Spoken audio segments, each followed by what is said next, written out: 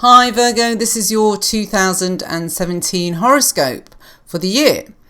So, investing in your roots and real estate would be a very satisfying way to spend this year.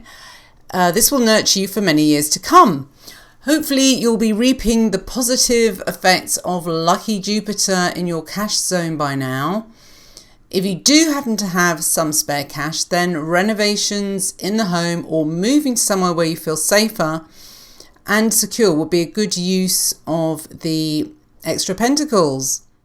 Health could be an issue this year just because the eclipses are making sure you detox yourself thoroughly, and they will test your immune system too.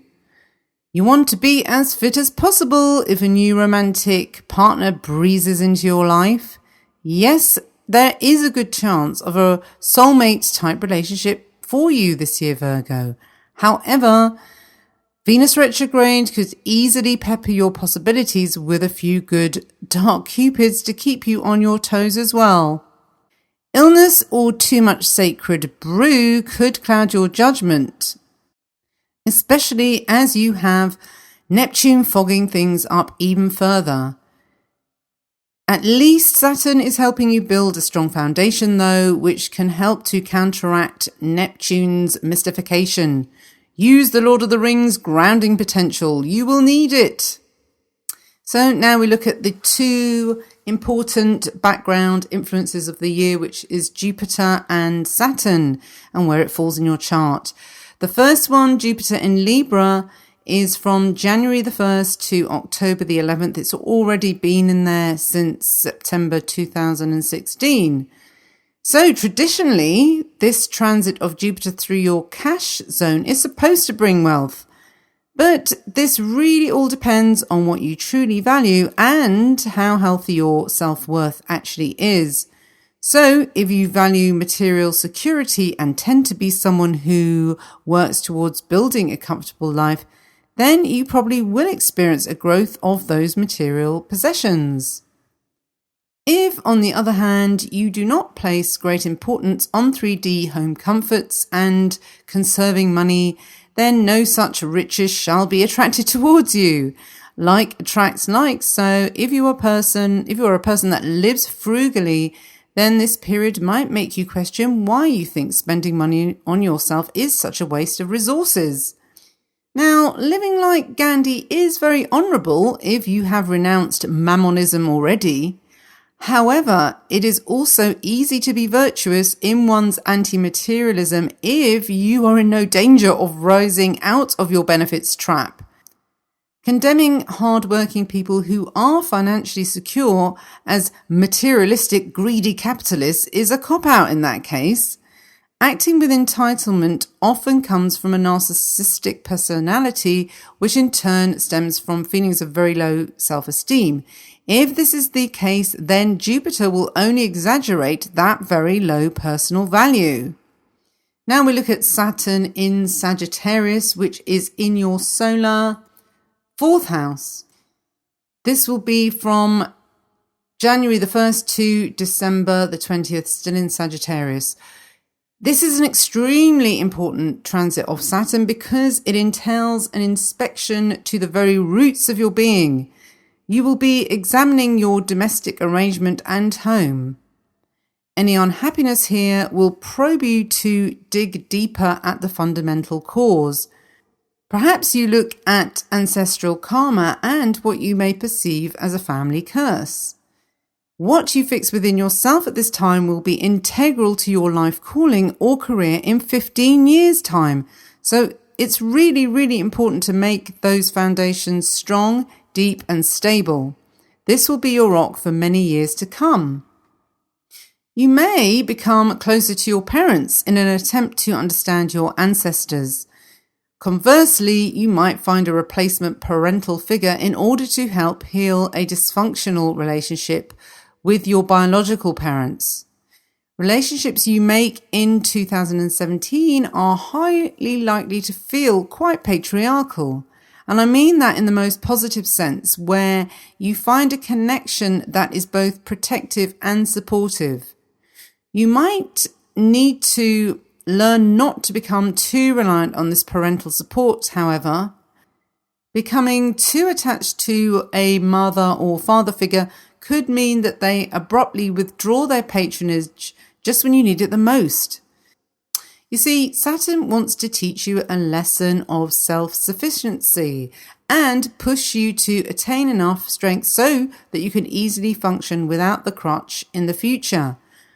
While you may attract many wiser, older influences during this transit, they will only stay long enough to give you a nudge towards building more willpower within yourself. These Saturnian folk, whether they are your real parents, grandparents, or counselors, will dish out tough love and train you hard, rather like a martial arts guru. Saturn in this most intimate zone can feel like a firm mattress for a bad back in the beginning, but as the period progresses, it gets easier as you adapt to Saturn's slow home groove. Other possibilities are that you find you need to renovate your house at this time or go through a course of psychotherapy in order to deal with parental trauma. So now a little taster of the more detailed section, and this is from January to March. Well, Lilith in Scorpio, January the 1st to February the 11th. Lilith continues transiting through your goddess house of local environment. This will make it teem with synchronicity and fateful experiences.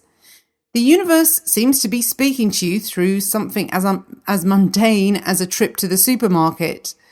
One could encounter a person or life-changing situation through a simple bus journey or bumping into someone in a coffee shop. After February the 12th, Lilith moves into Sagittarius and transits the deepest roots of your chart, and this is somewhat reclusive. Here, Lilith wants to go into her cave and make potions, so the best way of using this transit would be to make your home a sanctuary. Indulge in treating yourself to your own company. Study, read, and pray. Your home will become your sacred space and temple. Fill it with candles and incense for purification by fire. Those of you who are feeling more sociable may open up your home to those who have experienced abuse and hardship. Mars will be in your own sign, Virgo, from January the 1st to the 28th, and you're so sure of yourself at this time that seeing the other sides of people's arguments might be quite difficult.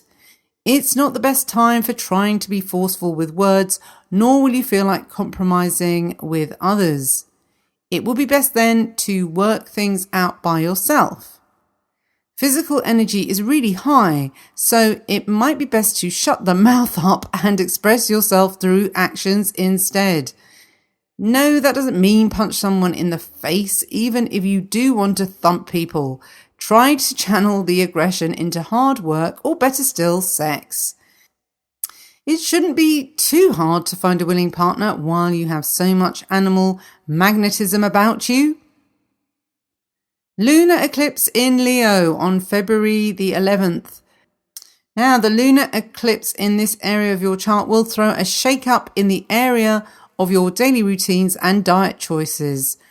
This will in turn affect your intuition and psychic awareness because this is the 12th house. It's the place of self-undoing, and there could be a crisis which shows you how much damage you are actually doing to your extrasensory perception due to really bad daily habits. You may be taking in far too much plastic energy through junk food. Now, this does not make your body receptive to subtle changes in the organic sphere. Other interference can be from Wi-Fi, computers, and of course, recreational drugs. The spotlight with this eclipse is on what you take into your body as a result of your work timetable. Well, I hope you enjoyed that forecast. If you would like to download the full year ahead on PDF, do come down to dartstarastrology.com. That's my website. And there's also free monthly horoscopes, the full moon and the new moon every month as well. All the best then. Bye-bye.